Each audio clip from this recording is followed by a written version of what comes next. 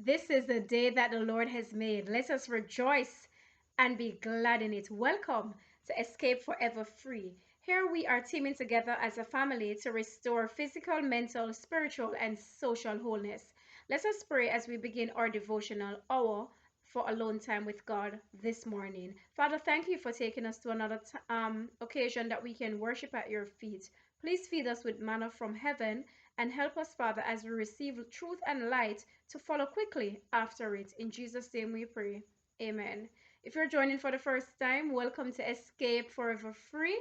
Here, we are teaming together to support each other to restore physical, mental, spiritual, and social wholeness. You're in a good place. Do stay with us. This morning's devotional is coming from Maranatha. It is entitled Character the World Will Recognize. Before we go to the reading, our memory text for this week, Genesis 6 verse 8, we memorize. But Noah found grace in the eyes of the Lord.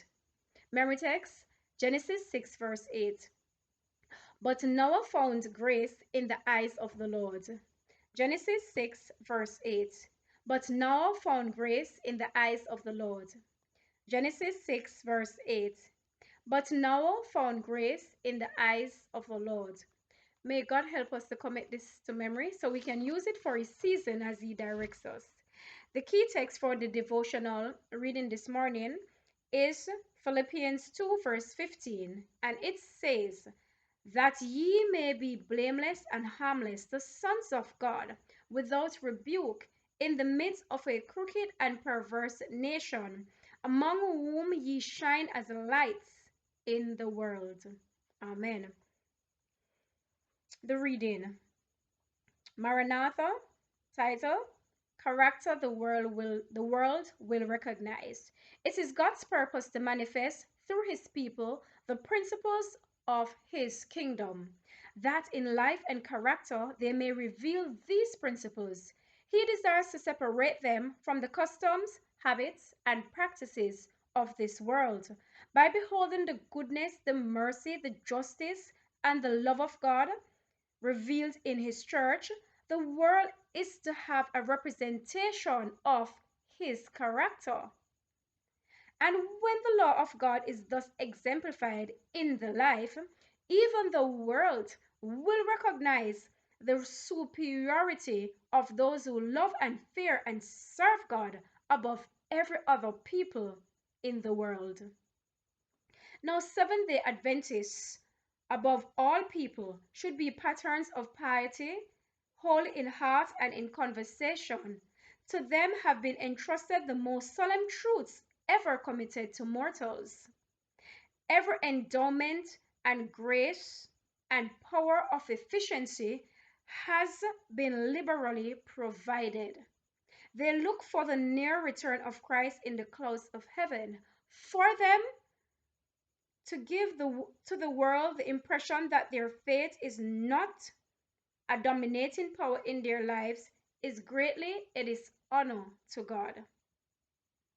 Because of the increasing power of Satan's temptations, the times in which we live are full of peril for the children of God. And we need to learn constantly of the great teacher that we may take every step in surety and righteousness. Wonderful scenes are opening before us. And at this time, a living testimony is to be born in the lives of God's professed people, so that the world may see that in this age, when evil reigns on every side, there is yet a people who are laying aside their will and are asking to do God's will. A people in whose hearts and lives God's law is written. Their thoughts are to be pure, their words noble and uplifting. The religion of Christ is to be interwoven with all that they do and say. They are to be sanctified, purified, holy people, communicating light to all with whom they come in contact. It is His purpose that by exemplifying the truth in their lives, they shall be a praise in the earth. The grace of Christ is sufficient to bring this about. What a word! It is a very provocative word, but it's word of light, and it's coming from the scriptural support as read in Philippians 2 verse 15. So it's not fancied up and sugar coated, it is written. And so the character the world will recognize is well described in the book called the Bible. Revelation speaks of it, Philippians that we just read speaks of it, and we are not to be shy of being called and being um, known as that set aside people. It is nothing to boast of, it is something to surrender to. And this is not through any good works that we can accomplish it, but it's through the Holy Spirit's working in our lives. So, of course, the doctrines that the Seventh-day Adventist Church follow are strictly according to what the Word of God has given to us for doctrine, for reproof, and for the bread of life. And so, if the Word of God itself describes that as the God's way and the will for his people, then who is there to condemn that these are set aside and we are called and chosen of God? Today, if it is your will to find out what it is that the set aside people are called to do, if you want to find out more about Seventh-day Adventist living, if you want to find out more about the doctrines that drives this organization, Scripture is available for support. If you want to find out what it is that God requires of you to be called His people, to be set aside, to be prepared for the second advent, then indeed you are at a good place. Spend that dedicated 1 hour with God and read the written scripture as to what God requires of us as His set aside people, and in it you will find all the light you need for your salvation. Revelation provides a lot of description and explanation for you. Read the entire chapter. Daniel gives us an idea as to where we should be going with that description that identifies the church as it should be and the oppositions as it might be on the other side. So, nothing is there that should stop you from finding all truth and light for your salvation. I pray this morning that you will come into that truth and light and you allow nothing to stand in between you and it. Let us sing our meditational song before we close in prayer. Nothing between my soul and my Savior. Nothing between my soul and my Savior. Not of this world's delusive dream. I have renounced all sinful pleasure. Jesus is mine, let nothing between, nothing between my soul and my Savior. Not of this world's delusive dream. I have renounced all sinful pleasure. Jesus is mine, there's nothing between, nothing between, like worldly pleasure.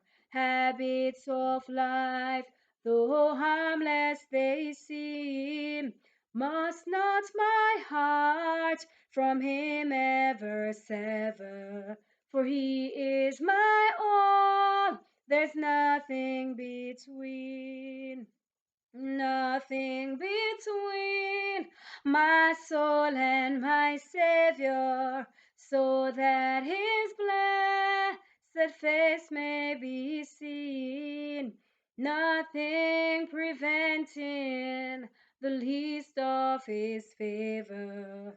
Keep the way clear, let nothing between, nothing between, in many hard trials, though the whole world against me convene, watching with prayer and much self-denial, I'll triumph at last with nothing between.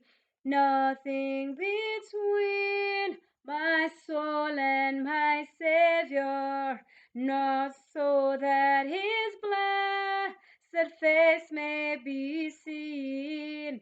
Nothing preventing the least of his favor. Keep the way clear, let nothing between. That's what God set aside doctrine that is set aside people who follow after it are doing, leaving nothing between the soul and the Savior. Will you do that today? Let us pray. Father, we pray, Father, that the message that you have sent so clearly to us will be humbly received. I pray that all those in the hearing of this prayer who will come to seek after all the truth of the lay aside doctrine set aside that will define your set aside people, even from now unto the final fold. I pray, Father, that you'll not hide any light from those who are praying such a prayer, and that they will receive their sure salvation in your kingdom when you come. In Jesus' name, amen. I pray that you will seek ye first the kingdom of God and his righteousness, and be among the set aside of God, and know that everything else that you care for that is good for you, your Father, your Heavenly Father, will grant it unto you. Amen. Let the words of our mouth and the meditation of our hearts be acceptable in thy sight, O Lord, our strength and our Redeemer. Amen. Walk good, but above all, walk with God. Amen.